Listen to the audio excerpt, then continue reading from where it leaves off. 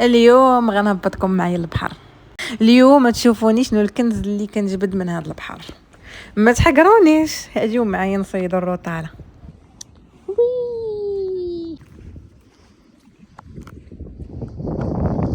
نجيو نقلبوا على الروطاله.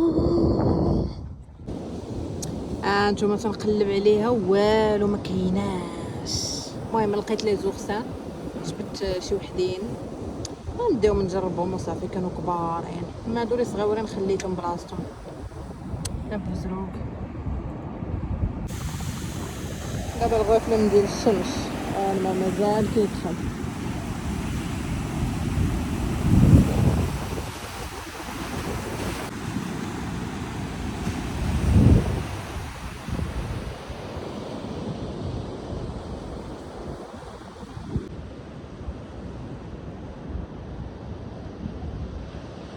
صول بايله صوله صغيره، شو حوتات.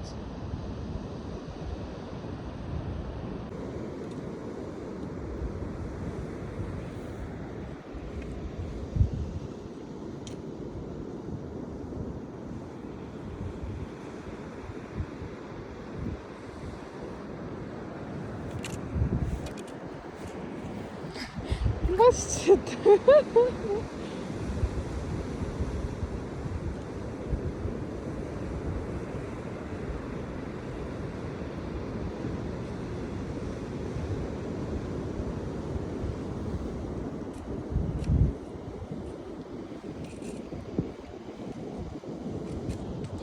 شديتها وين انا مبغاتش تشد.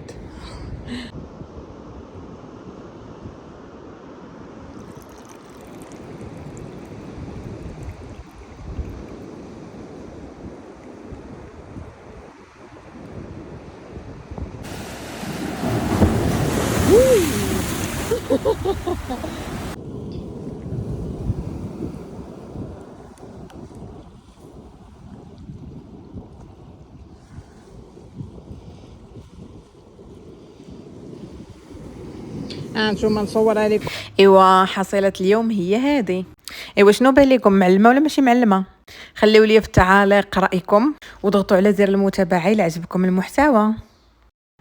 صراحه الوقت من ديال الصياده هو هذا، في الصباح بكري. علاه كيقول لك الصباح الفيق بكري بالذهب مشري. انا دابا شحال من مره كنمشي نصيد في الصباح كنجيب الرزق سبحان الله. منين كنمشي في العشيه ديما كيجيني بحال ما كاينش الرزق. واحد المره ويجيني الفضول وانا نسول ماما، قلت لها زعما راه كنمشي في الصباح كيجيني زعما داكشي كيكون رزق. قلت لها ولكن فاش كنمشي العشيه بحال ما كيكونش الرزق ولا ما عرفتش. وهي تقول لي واحد الشرح اللي عجبني. هي قالت لي بانه الا فقتي بكري وخرجتي باش تجيب النهار ديالك ولا تمشي للخدمه ولا اللي كان. قالت لي زعما منين كتخرج بكري وداكشي كيجيك الرزق مجموع كله، كيجي دقه وحده كتحس به. ولكن منين كتكون تعطلتي في النهار وصافي اللي عطا الله عطاه كيجيك داكشي مشتت، ولكن بحال ما كيكونش ميسر فيه الله بزاف. البركه ديالو كتقل.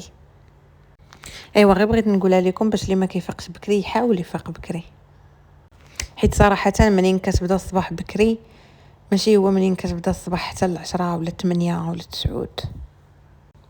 ونهاركم مبروك.